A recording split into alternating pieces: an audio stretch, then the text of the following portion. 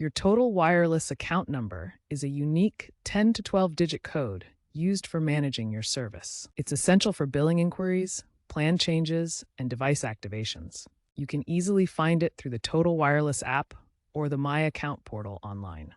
These methods provide secure 24/7 access to your account information without needing to share sensitive details like your SSN. Make sure you have an active Total Wireless service to view your account details.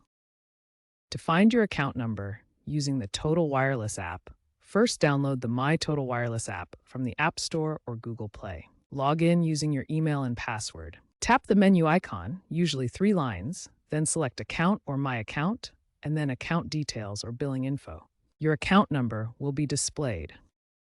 To find it online, go to totalwireless.com and sign in. Access the My Account section. Your account number is listed under your profile settings. If you have trouble, contact Total Wireless support at 1-888-442-5102.